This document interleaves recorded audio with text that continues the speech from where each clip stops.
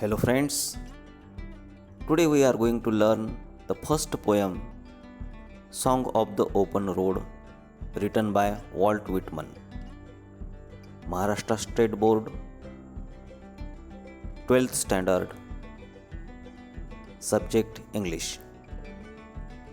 मित्रांनो, आज आपण महाराष्ट्र बोर्डाच्या इयत्ता 12वीतील इंग्रजी विषयाची song of the open road ही पहिली कविता शिकणार आहोत. Ice breakers introduce the text. There are some points related to the subject of the text given in the icebreakers. You have to discuss about those points. टेक्स्टला अनुसरून आइसब्रेकर्समध्ये काही मुद्दे दिलेले असतात. ह्या मुद्द्यांची चर्चा तुम्हाला तुमच्या सहकार्यासोबत करायची आहे. First point in the icebreakers. Choose the mode of travel that you would like the most for a journey. प्रवास करण्याकरता तुम्हाला सर्वात जास्त आवडणारा प्रवासाचा प्रकार निवडा. A. Airways, B. Waterways, C. Railways, D. Roadways. Give reason for your preference. प्रवास करण्यासाठी यापैकी एक प्रकार निवडून हा प्रकार निवडण्याची कारणे तुम्हाला सांगायची आहेत. मग या संदर्भामध्ये प्रत्येकाचं उत्तर वेगळं असेल. Suppose you like railways for a journey. प्रवास करण्यासाठी तुम्हाला रेल्वेज हा प्रकार आवडतो. Give reasons for your preference. मग यासाठी तुम्हाला कारणे सांगायची की हा प्रकार तुम्ही का निवडला. It's a safe mode of travel. Railways हा जो काही प्रकार आहे तो अतिशय सुरक्षित अशा प्रकारचा प्रवासाचा प्रकार आहे. It's a quick and cheap way to travel long distances. अगदी जलद गतीने आणि स्वस्तामध्ये तुम्ही दूर अंतरात प्रवास करू शकता. 10. Convenient for overnight journey. अगदी रात्रीचा प्रवास सुद्धा सोयीस्कररित्या तुम्हाला रेल्वेनं करता येतो. Now the second point. Discuss with your partner the preparations you would like to make for the journey chosen. तुम्ही निवडलेल्या प्रवास प्रकाराची तुम्ही कशी तयारी कराल याची चर्चा सहकार्यासोबत करा. मित्रांनो, प्रवास करण्यासाठी जो प्रकार तुम्ही निवडाल त्या प्रवासाच्या प्रकारासाठी तुम्हाला तयारी करावी लागेल. समजा तुम्ही रोडवेज हा प्रकार निवडला तर त्यासाठी मग काय तयारी कराल. You have to carry food, water, clothes, mobile charger, emergency medicines, then umbrella, flashlight etcetera. रोडवेजनं प्रवास करण्यासाठी जर तुम्ही स्वतःचं वाहन नेत असाल तर त्यासाठी सुद्धा काही तयारी लागेल. You should carry all documents related to the vehicle, like driving license, registration papers, insurance papers, etc. अशा प्रकारे वेगवेगळ्या प्रवास प्रकारासाठी वेगवेगळी प्रवासाची तयारी तुम्हाला करावी लागेल, ज्यामुळे प्रवासामध्ये कोणताही अडथळा तुम्हाला येणार नाही किंवा अडचण येणार नाही. Now the third point in the icebreakers. Discuss the ways in which you would overcome the problems, hindrances, difficulties you face during the journey. प्रवासाच्या काळात उद्भवणाऱ्या समस्या, अडथळे, अडचणी तुम्ही ज्या प्रकारे मात कराल अशा मार्गाविषयी चर्चा करा. मित्रांनो, प्रवासामध्ये येणाऱ्या ज्या काही अडचणी आहेत या अडचणीवर तुम्ही कशी मात कराल याची चर्चा या ठिकाणी तुम्हाला करायची आहे. मित्रांनो, प्रवासामध्ये येणारे प्रत्येकाचे अडथळे हे वेगवेगळे असतील आणि त्यावरती मात करण्याचे त्यांचे उपायसुद्धा वेगवेगळे असतील. येथे काही आपण उदाहरणं बघूयात. I would take the help from my friend. अडचणीवर मात करण्यासाठी कदाचित तुम्ही तुमच्या मित्राची मदत घ्याल. I would go to the nearest place to solve the problem. प्रवासामध्ये निर्माण झालेला जो काही अडथळा आहे त्यावरती मात करण्यासाठी मग आपण जवळपासच्या ठिकाणी जाऊन तो प्रॉब्लेम सॉल्व्ह करण्याचा प्रयत्न करतील. I would inform my family about the problem. मग जी काही अडचण आपली निर्माण झालेली असेल त्याची माहिती मग आपण आपल्या कुटुंबियांना सुद्धा देतो. अशा पद्धतीनं प्रवासामध्ये येणारे जे काही अडथळे आहेत यावरती आपण मात करू शकतो. Now the next point. During every journey you have to observe certain rules. Discuss your ideas of the journey without any restrictions. प्रत्येक प्रवासाच्या वेळी आपल्याला काही विशिष्ट नियम पाळावे लागतात. कोणत्याही निर्बंधाशिवाय प्रवास याविषयी तुमच्या मनातली कल्पना स्पष्ट करा. We will respect the law and follow all the rules on the road. निश्चितच प्रत्येकजण रोडवरती जे काही नियम आहेत त्यांचं पालन करतील. We will not drive over speed. जे काही रस्त्यावरचे नियम आहेत ते सर्व नियम आपण पाळतील. मित्रांनो, निर्बंधाशिवाय प्रवास कसा असेल याविषयी प्रत्येकाच्या मनातील कल्पना वेगळी असेल. Now the difficult words. Afoot. Afoot means on the way, निघालेला, तयार असलेला. Henceforth. Henceforth means hereafter, यापुढे. विम्पर. विम्पर मीन्स वीक और सॅड क्राईज, कुरुबुरत तक्रार करणे. Postpone. Postpone means to stop for few days, पुढे ढकलणे. क्वॅरुलस. क्वॅरुलस मीन्स कंप्लेनिंग, तक्रारखोर. सफिशियंट. सफिशियंट मीन्स इनफ, पुरेसे. कंटेंट. कंटेंट मीन्स समाधानी. Constellations. Constellations means fate, destiny, दैव, नशीब किंवा इथे प्रभावशाली लोक. सफाईस. सफाईस मीन्स ॲडेक्वेट, पुरे होणे, गरज भागवणे. About the poet Walt Whitman. या कवितेचे कवी वॉल्ट व्हिटमन यांचा परिचय. Walt Whitman was an American poet, essayist and journalist. He is often called the father of free verse. He was born on Long Island in 1819 and grew up in the New York. His major work, Leaves of Grass, was published in July 1855. His O Captain, My Captain, a poem written on the death of Abraham Lincoln, is widely popular. एक American कवी असणाऱ्या Walt Whitman यांना कवितेतील मुक्त छंद प्रकाराचे जनक म्हणतात. त्यांचा जन्म 1819 मध्ये झाला. 1855 मध्ये प्रसिद्ध झालेला लीव्ज ऑफ ग्रास हा कविता संग्रह त्यांची महत्त्वाची उपलब्धी होती. त्यांची अब्राहम लिंकन यांच्या मृत्यूवर लिहिलेली ओ कॅप्टन माय कॅप्टन ही कविता जगप्रसिद्ध आहे. About the poem. The poem song of the open road has been taken from the collection leaves of grass. It was written in 1856.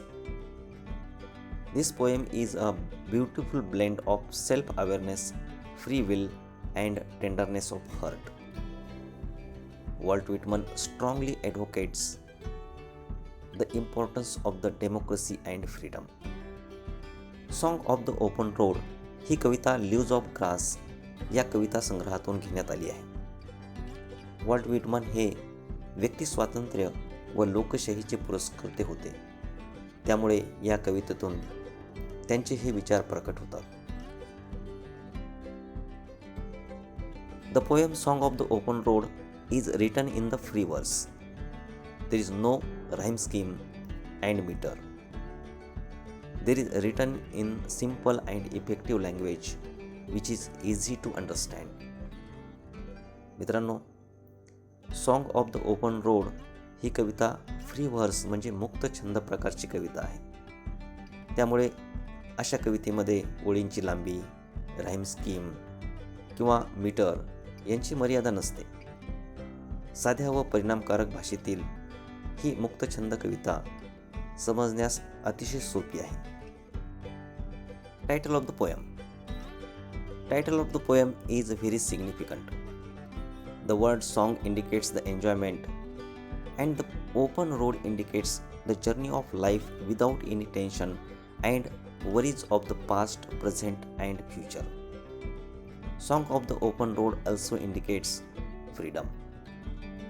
कवितेचे शीर्षक फार महत्त्वाचे आहे. Song of the open road म्हणजे मुक्त वाटेवरील प्रवास. यामधील सॉन्ग हा शब्द आनंद दर्शवतो, तर ओपन रोड हा शब्द आयुष्याचा मुक्त वाटेवरील प्रवास, ज्यामध्ये कोणताही तणाव, बंधन किंवा चिंता नाही. Now listen carefully. I will read the first stanza of the poem. मित्रांनो, पहिले कडवे लक्षपूर्वक ऐका. A foot and light-hearted, I take to the open road. A foot and light-hearted, I take to the open road. Healthy, free, the world before me. Healthy, free, the world before me.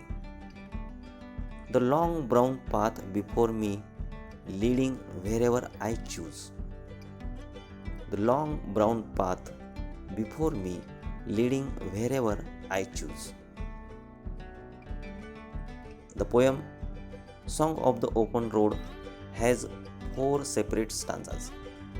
The first stanza contains only 3 lines, and the other 3 stanzas contain 4 lines.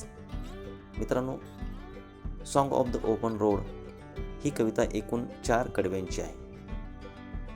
आपण जर बघितलं तर पहिलं कडवं हे फक्त 3 ओळींचं आहे, तर उर्वरित 3 कडवे हे 4 ओळींचे आहेत. आता आपण पहिल्या कडव्याची लाईन टू लाईन एक्सप्लेनेशन पाहूया. Afoot and light hearted, I take to the open road. The poem is in the voice of poet and in the form of dramatic monologue.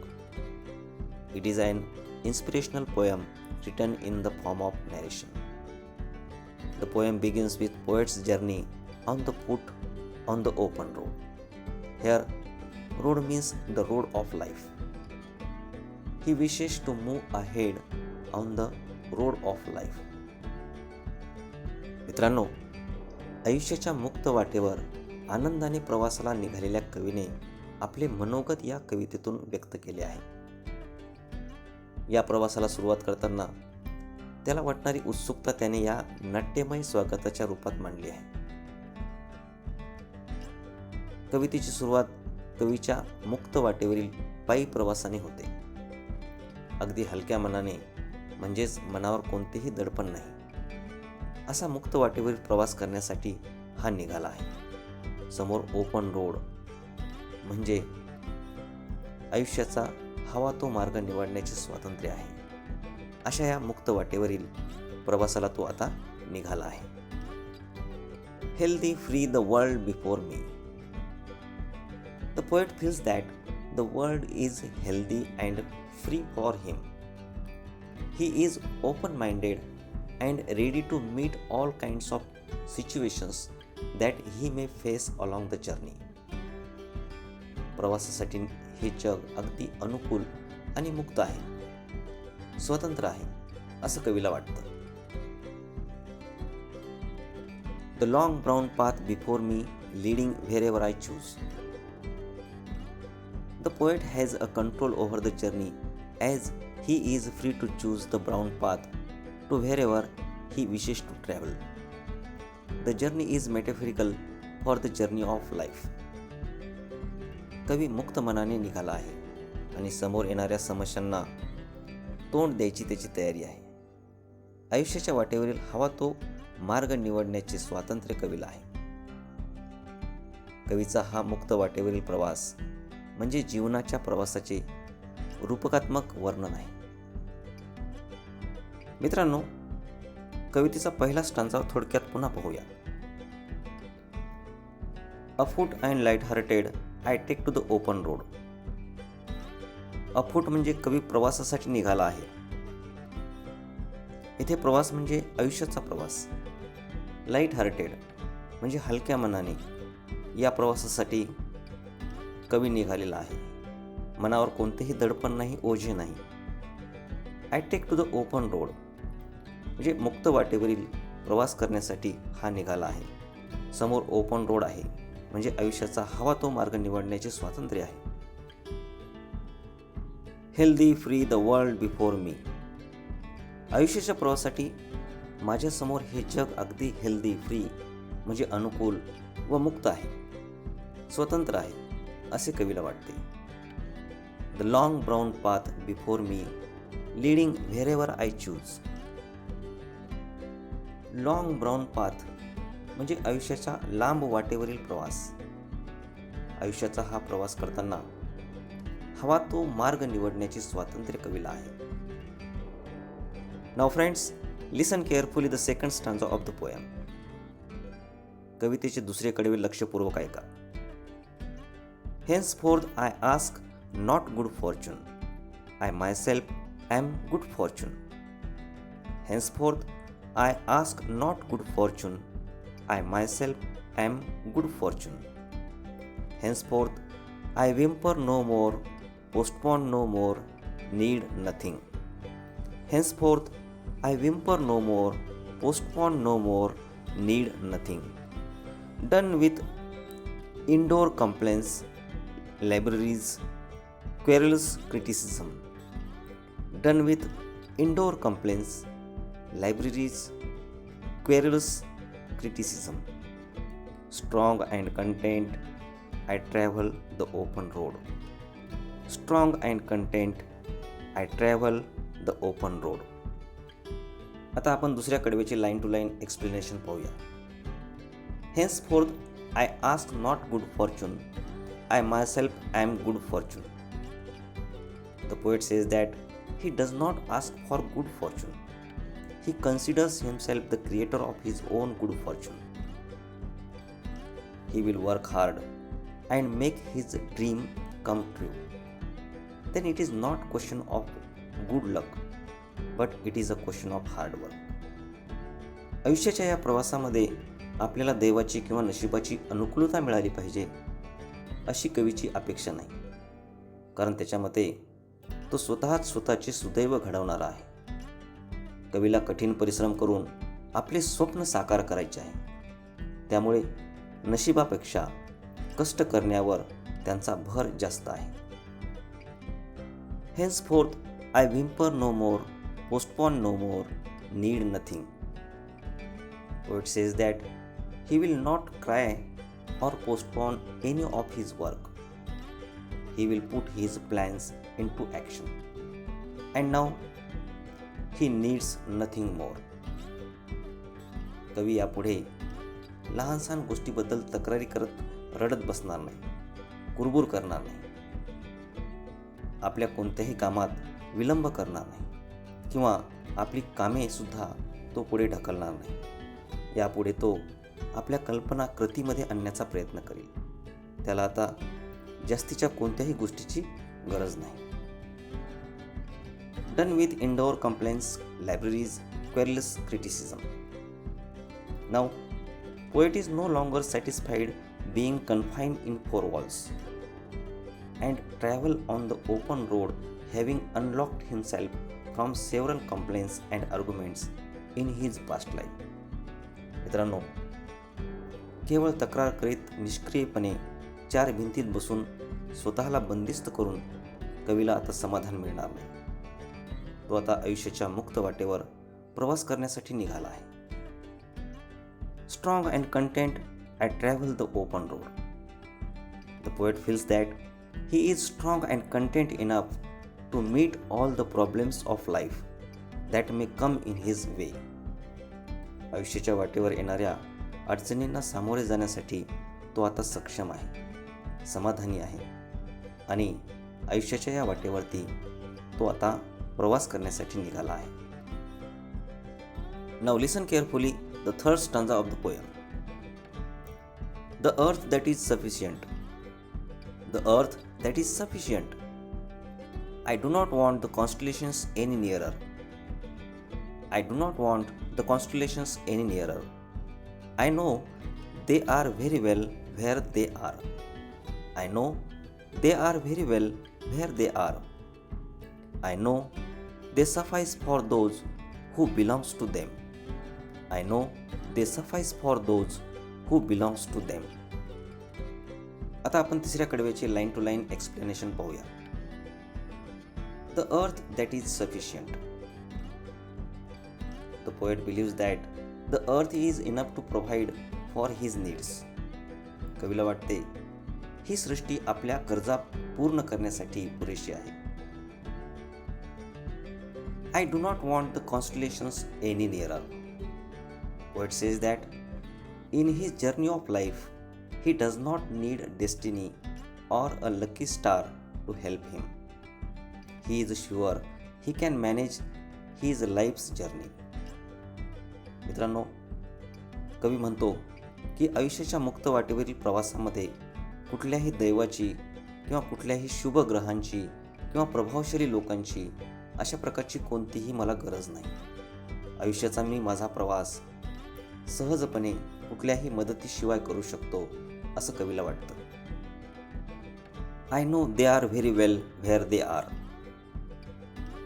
Poet says that he does not require powerful people to help him to progress, even though he has great faith in them and knows that they are doing well. कवी म्हणतो की यापुढं आयुष्याच्या या प्रवासामध्ये कुठल्याही प्रभावशाली व्यक्तीची गरज नाही. जरी कवीचा विश्वास त्याच्यावरती असला तरी पण यापुढच्या प्रवासामध्ये कुठल्याही प्रभावशाली व्यक्तीची गरज नाही असं कवीला वाटतं. I know they suffice for those who belongs to them. The poet tries to free himself from the worldly pleasures and relations, even though he has great faith in them. कवी सर्व सुख नातेसंबंध यामधून मुक्त होण्याचा प्रयत्न करतो. जरी कवीचा या सर्व गोष्टींवरती फार मोठा विश्वास आहे तरी पण या सर्व बंधनांमधून तो मुक्त होऊ इच्छितो. Now listen carefully the fourth stanza of the poem. कवितेचे चौथे कडवे लक्षपूर्वक ऐका. Still here I carry my old delicious burdens. Still here I carry my old delicious burdens.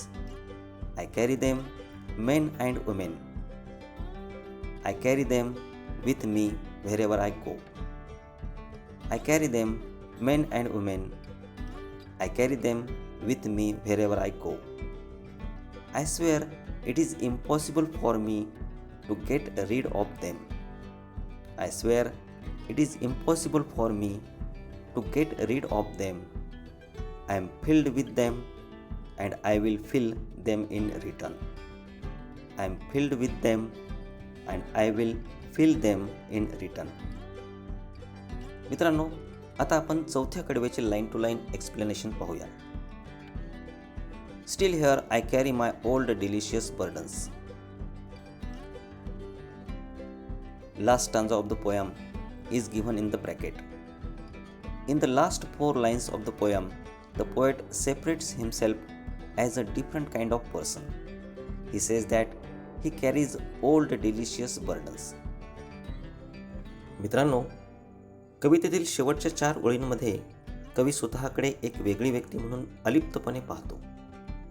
आपुलकीची नातेसंबंधाची जुनी हवेसे वाटणारे ओझे तो स्वतःसोबत बाळगतो. I carry them men and women, I carry them with me wherever I go. These delicious burdens may be attachments and relationships with friends and relatives. He called them delicious burdens and he carry them with him wherever he goes. मित्रांनो, कवी म्हणतो की आपुलकीची नातेसंबंधाची जुनी हवेसे वाटणारे ओझे तो स्वतःसोबत बाळगत आहे. तो त्यांना गोड ओझी किंवा प्रेमळ बंधने असे म्हणतो, कारण ती त्याला हवीहवीशी वाटतात. त्यामुळे जिथे कुठे तो जातो तेथे या गोड ओझ्यांना सोबत घेऊन जातो.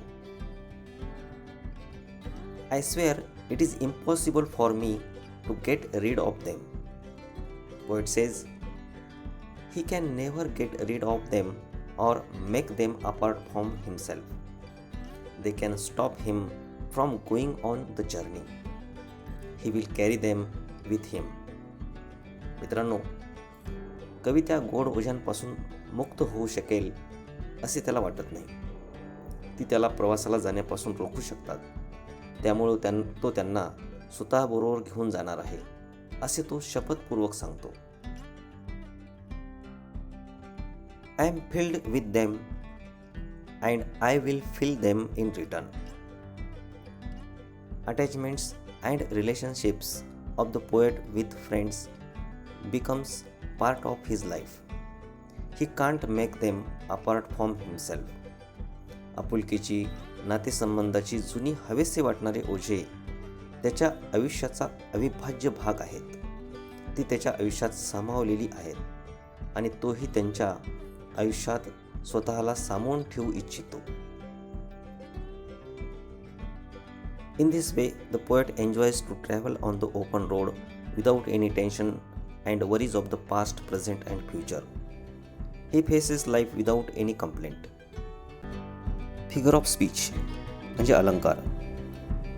Song of the open road या कवितेत वॉल्ट व्हिटमन यांनी विविध अलंकारांचा वापर केला आहे. यापैकी काही महत्त्वाचे अलंकार या व्हिडिओमध्ये आपण पाहणार आहोत. सर्वप्रथम repetition.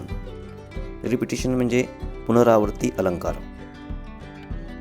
If there is a repetition of words in the given sentence. मित्रांनो, कवितेच्या ओळीमध्ये किंवा चरणात एकाच शब्दाची पुनरावृत्ती झाल्यास ते वाक्य पुनरावृत्ती अलंकाराचे असते. For example, henceforth I ask not good fortune, I myself am good fortune. मित्रांनो, कवितेच्या या ओळीमध्ये गुड फॉर्च्यून हा शब्द रिपीट झाला आहे, म्हणजे या शब्दाची पुनरावृत्ती झाली आहे. त्यामुळं कवितेच्या या ओळींमध्ये रिपिटिशन या अलंकाराचा वापर करण्यात आलेला आहे. Next example, I carry them men and women, I carry them with me wherever I go. Here the word carry them is repeated. या ओळीमध्ये कॅरी देम हा शब्द रिपीट झाला आहे. त्यामुळं हे सुद्धा रिपिटिशन म्हणजे पुनरावृत्ती अलंकाराचे उदाहरण आहे. I am filled with them and I will fill them in return. Here the word fill is repeated. या ओळींमध्ये fill हा शब्द रिपीट झाला आहे. त्यामुळं हे देखील रिपिटिशन म्हणजे पुनरावृत्ती अलंकाराचे उदाहरण आहे. Henceforth I whimper no more, postpone no more, need nothing. मित्रांनो, या ओळीमध्ये नो मोर हा शब्द रिपीट झालेला आहे. त्यामुळं हे उदाहरण रिपिटिशन म्हणजे पुनरावृत्ती अलंकाराचे आहे. अलंकाराचा दुसरा प्रकार आहे अलिटरेशन म्हणजे अनुप्रास अलंकार. A repetition of consonant sound in quick succession at the beginning of the words is called alliteration. कवितेच्या चरणात शब्दाच्या सुरुवातीच्या एकाच अक्षराची पुनरावृत्ती झाल्यास तो अनुप्रास अलंकार असतो. For example, the long brown path before me leading wherever I choose. Here sound of letter L is repeated. मित्रांनो, कवितेच्या या ओळीमध्ये लॉंग या शब्दाच्या सुरुवातीला आलेलं यल हे अक्षर, त्यामधून निघणारा ध्वनी आणि लीडिंग या शब्दाची सुरुवात देखील यल या अक्षराने झालेली आहे. त्यामुळं हे उदाहरण ॲलिटरेशन म्हणजे अनुप्रास अलंकाराचे आहे. Next example, done with indoor complaints libraries querulous criticism. Here sound of letter C और K इज रिपीटेड. पुढचा अलंकार आहे पॅराडॉक्स, विरोधाभास अलंकार. In paradox, poet use contrasting words to suggest a well founded idea. कवितेच्या चरणात विरोधाचा आभास निर्माण करण्यासाठी विरोधाभास हा अलंकार वापरला जातो. For example, steel here I carry my old delicious burdens. Here delicious and burden expresses opposite meaning. मित्रांनो, कवितेच्या या ओळीमध्ये डिलिशियस आणि बर्डन असे हे दोन शब्द परस्पर विरोधी अर्थ असणारे आहेत. पुढचा अलंकार आहे इन्व्हर्शन म्हणजे शब्दबदल. Poets often change the proper grammatical order of words in the line of a poem in order to make the lines rhyme और टू एम्फसाइज अपॉन समथिंग. मित्रांनो, एखाद्या गोष्टीवरती भर देण्यासाठी किंवा मग ओळीमध्ये यमक जुळवण्यासाठी कवी शब्दांना मागे पुढे करतात. म्हणजे योग्य पद्धतीने जी काही ग्रॅमॅटिकल ऑर्डर असायला पाहिजेत त्याच्यामध्ये चेंज करतात. मग अशा प्रकारचं हे जे उदाहरण असतं ते इन्व्हर्शन अलंकाराचं म्हणजे शब्दबदल अलंकाराचं असतं. Afoot and light hearted I take to the open road. मित्रांनो, हे इन्व्हर्शन या अलंकाराचं उदाहरण आहे. कारण वाक्यामध्ये असणारी शब्दांची रचना ही योग्य अशा ग्रॅमॅटिकल ऑर्डरमध्ये नाही आहे. करेक्ट ग्रॅमॅटिकल ऑर्डर जर आपण बघितली तर I take to the open road afoot and light hearted अशा पद्धतीनं करेक्ट ऑर्डरमध्ये आपल्याला याला लिहिता येईल. Next example, strong and content I travel the open road.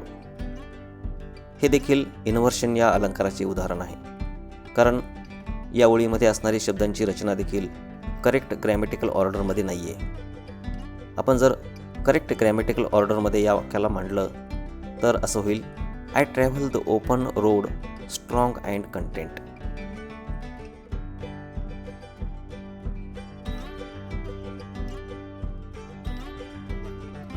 Now the second point, appreciation of the poem म्हणजे कवितेचे रसग्रहण. मित्रांनो, कवितेचे रसग्रहण हा प्रश्न 12वी बोर्ड परीक्षेत क्वेश्चन 3B मध्ये विचारला जातो. 4 गुणांसाठी हा प्रश्न विचारला जातो. प्रश्नपत्रिकेत हा प्रश्न याप्रमाणे विचारला जातो. Question 3B, read the extract and write the appreciation of the given extract based on the following points, 4 marks. मित्रांनो, प्रश्नपत्रिकेत कवितेच्या 10 ते 15 ओळी तुम्हाला दिलेल्या असतील. त्या वाचून खालील मुद्द्यांच्या आधारे कवितेचे रसग्रहण लिहायचे असते. First point, about the poem, poet and title. The poem song of the open road is written by an American poet Walt Whitman. He is often called as the father of free verse. This poem is taken from his collection The Leaves of Grass. The title of the poem is very apt and symbolic and suggests freedom. मित्रांनो, song of the open road he poem American कवी Walt Whitman यांनी लिहिलेली आहे. Walt Whitman यांना मुक्तछंद प्रकाराचे जनक म्हटले जाते. त्यांनी लिहिलेल्या लीव्ज ऑफ ग्रास या कविता संग्रहातून ही पोएम घेण्यात आली आहे. या कवितेचे शीर्षक अगदी योग्य आणि रूपकात्मक स्वरूपाचे आहे.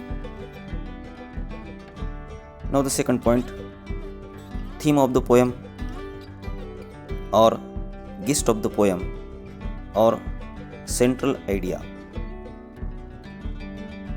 Freedom, joy and optimism are the major themes of the poem. The poet encourages readers to live free life. मित्रांनो, स्वातंत्र्य, जीवनाचा मुक्त आनंद, आशावाद अशा प्रकारचे या कवितेचे मुख्य विषय आहेत. या कवितेमधून कवी वाचकांना मुक्त जीवन जगण्याची प्रेरणा देतात. Third point, poetic style, language and poetic devices. The poem contains 4 stanzas. The poem is written in free verse. The language of the poem is simple and effective. There are many poetic devices used in the poem, such as repetition, alliteration, inversion, paradox, metaphor, etc. मित्रांनो, ही poem 4 कडव्यांची आहे. कवी Walt Whitman यांनी ही poem मुक्तछंद स्वरूपात लिहिलेली आहे.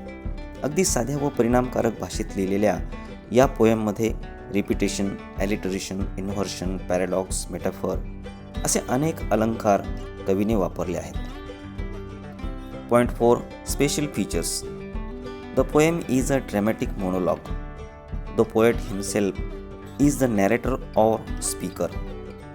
The poet has put the last stanza in a bracket. It reflects the poet's own struggle in his journey of life. He poem एकपात्री स्वरूपाची आहे, ज्यामध्ये कवी हा स्पीकर म्हणजे बोलणारा आहे. त्यामुळे या पोयममध्ये आयचा उपयोग करण्यात आलेला आहे. आपल्या जीवनाच्या वाटेवरील संघर्ष ठळकपणे सांगण्यासाठी कवीने शेवटचे कडवे कंसामध्ये टाकले आहे. Now the fifth point, message और मॉरल और values in the poem. The poem teaches us that we should be optimistic and happy. It encourages us to enjoy life in a healthy and free world. मित्रांनो, आपण नेहमी आशावादी आणि आनंदी असलो पाहिजेत अशी शिकवण या पोएममधून मिळते. तसेच अनुकूल आणि स्वतंत्र जगात जीवनाचा आनंद घेण्याची प्रेरणासुद्धा या पोएममधून आपल्याला मिळते. Point number 6, your opinion about the poem. I think that the poet advises us to be happy with a positive attitude towards life. We should take our life positively without any complaints or regrets. माझ्या मते कवी आपल्याला सकारात्मक व आनंदी जीवन जगण्याचा सल्ला देतात. तसेच तक्रार, पश्चाताप असे करण्यापेक्षा आपण सकारात्मक जीवन जगावे असे कवीला वाटते. Now the third point, brainstorming. मित्रांनो, यामध्ये ब्रेनस्टॉर्मिंगमधील काही प्रश्न आपण बघणार आहोत. First question, pick out the lines showing that the poet is prepared to enjoy every moment of his journey. कवी आपल्या प्रवासाच्या प्रत्येक क्षणाचा आनंद घेण्यास तयार आहे हे दर्शवणाऱ्या ओळी कवितेतून निवडा. Answer, afoot and light hearted I take to the open road. Healthy, free, the world before me.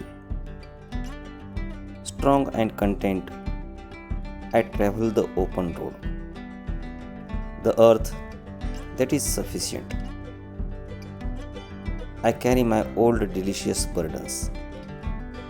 मित्रांनो, या सर्व ओळींमधून कवी आपल्या प्रवासाचा आनंद घेण्यास तयार आहे हे दर्शवलं जातं. Second question, by old delicious burdens the poet means. कवीच्या मते ओल्ड डिलिशियस बर्डन्स याचा अर्थ A the luggage, B the food he carries. C. The trace he bears during the travels. D. Sweet memories of the past. मित्रांनो, old delicious burdens याचा जो काही कवीच्या म्हणण्यानुसार अर्थ आहे तो आहे D, sweet memories of the past. Third question. The poet is a person who is free from all inhibition. Discuss how the concept is expressed in the poem. कवी हा मनावरील सर्व दडपणापासून मुक्त अशी व्यक्ती आहे. या कवितेत ही संकल्पना कशी व्यक्त झाली आहे याबाबत चर्चा करा. Answer. Freedom is one of the major themes of this poem. Throughout the poem, the poet encourages the readers to live free and enjoy the freedom of life. Afoot and light-hearted, I take to the open road. Healthy, free, the world before me. Strong and content, I travel the open road. These lines shows that the poet is free from all inhibition. Although our life is not free from obstacles and troubles. मित्रांनो, स्वातंत्र्य हा या कवितेचा मुख्य विषय आहे. कवी वाचकांना आनंदी व मुक्त जीवन जगण्याची प्रेरणा देतो. Afoot and light hearted, I take to the open road. Healthy, free, the world before me. अशा ओळींमधून कवी मनावरील सर्व दडपणापासून मुक्त अशी व्यक्ती आहे हे लक्षात येते. प्रत्येकाच्या जीवनात दुःख, अडथळे असतात, परंतु त्यांना बाजूला सारून आपण मुक्त व आनंदी जीवन जगावे असे कवी म्हणतो.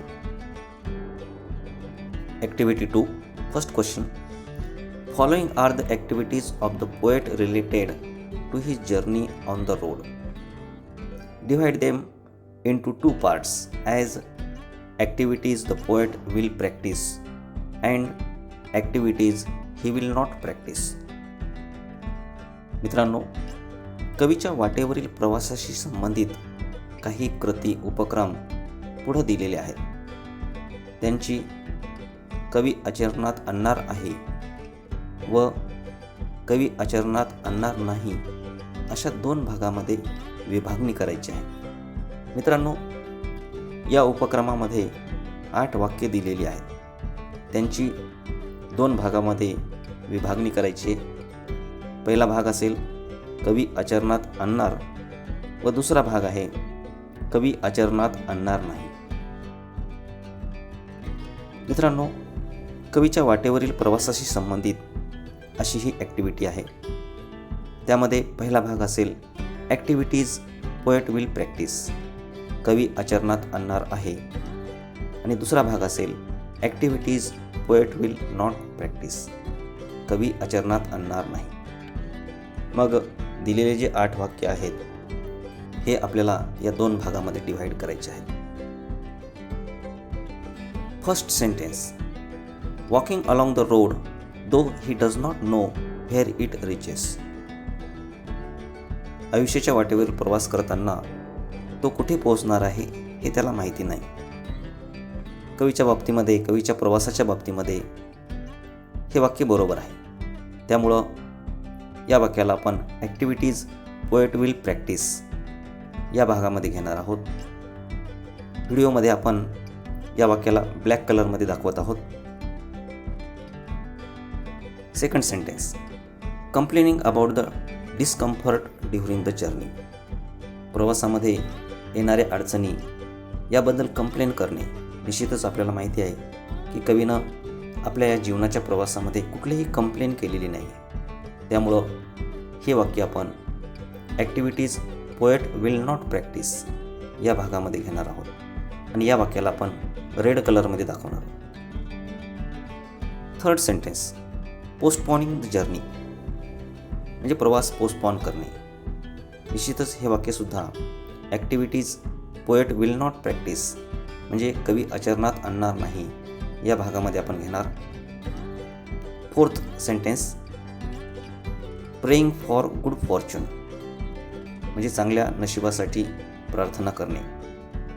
हे सुद्धा कवीनं या पोएममध्ये सांगितलेलं आहे की चांगल्या नशिबाची मी अपेक्षा करणार नाही. त्यामुळं हे वाक्यसुद्धा activities poet will not practice या भागामध्ये येईल. Fifth sentence, carrying the fond memories of the good people. मित्रांनो, आपल्याला माहिती आहे की कवी एका ओळीमध्ये म्हणतो, I carry my old delicious burdens. निश्चितच आठवणींचं ओझं तो आपल्या प्रवासामध्ये सोबत घेऊन जातो. त्यामुळं हे वाक्यसुद्धा ॲक्टिव्हिटीज पोएट विल प्रॅक्टिस म्हणजे कवी आचरणात आणणार आहे या भागामध्ये आपण घेऊ. Next sentence, creating contacts with famous and influential people. निश्चितच हे वाक्य activities poet will not practice या भागामध्ये येईल. कारण या पोएममध्ये कवी म्हणतो की मला कुठल्याही प्रभावशाली व्यक्तीची गरज नाही. नाव sentence number 7, striving to achieve high and bright success. निश्चितच हे वाक्य ॲक्टिव्हिटीज पोएट विल प्रॅक्टिस या भागामध्ये येईल. Sentence number 8, reflecting and developing his own self. हे वाक्यसुद्धा ॲक्टिव्हिटीज पोएट विल प्रॅक्टिस या भागामध्ये येईल. Second question, write down the traits the poet exhibits through the following lines. कवितेच्या पुढील ओळींमधून कवीने व्यक्त केलेले स्वतःचे गुणविशेष लिहा. First one, henceforth I ask for no good fortune. I myself am good fortune.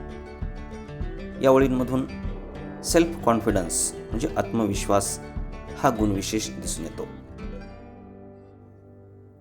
Next one, henceforth I whimper no more, postpone no more, need nothing. या ओळींमध्ये positive attitude and self reliant म्हणजे सकारात्मक वृत्ती आणि स्वावलंबत्व हे गुणविशेष दिसून येतात. Third example, I do not want the constellations any nearer. यामध्ये सेल्फ ॲस्युअर्ड अँड इंडिपेंडंट स्वतःबद्दलची खात्री आणि स्वातंत्र्य हे गुणविशेष दिसून येतात. Fourth example, I swear it is impossible for me to get rid of them. या ओळींमध्ये कॉन्फिडन्स आणि क्लिअर थिंकिंग आत्मविश्वास आणि स्पष्ट विचार हे गुणविशेष दिसून येतात. Next example, I am filled with them, I will fill them in return. या ओळींमध्ये ग्रॅटिट्यूड म्हणजे कृतज्ञता हा गुणविशेष दिसून येतो. Now third activity, the poet has used many describing words like healthy in the poem. Make a list and classify them as first one for the world, second one for himself and third one for the road. मित्रांनो, कवीने या कवितेमध्ये healthy या शब्दासारखे अनेक विशेषणे वापरले आहेत. त्यांची विभागणी for the world, for himself, for the road म्हणजे जगासाठी कोणती विशेषणं वापरलेली आहेत, स्वतःसाठी कोणती विशेषणं वापरली आहेत आणि त्याचबरोबर रोडसाठी म्हणजे रस्त्यासाठी कोणते विशेषणं वापरलेले आहेत यांची सेपरेट यादी आपल्याला तयार करायची आहे. First one for the world, जगासाठी वापरलेली विशेषणं हेल्दी, फ्री, सफिशियंट यासारखे डिस्क्रायबिंग वर्ड्स वर्ल्डसाठी कवीनं वापरले. सेकंड वन फॉर हिमसेल्फ, स्वतःसाठी light hearted, strong, content, healthy, good Fortune यासारखी विशेषणे कवीने स्वतःसाठी वापरली. Third one for the road, रस्त्यासाठी वापरलेली विशेषणे ओपन, लॉंग ब्राऊन पाथ यासारखी विशेषणं कवीनं रोडसाठी म्हणजे रस्त्यासाठी वापरले आहेत.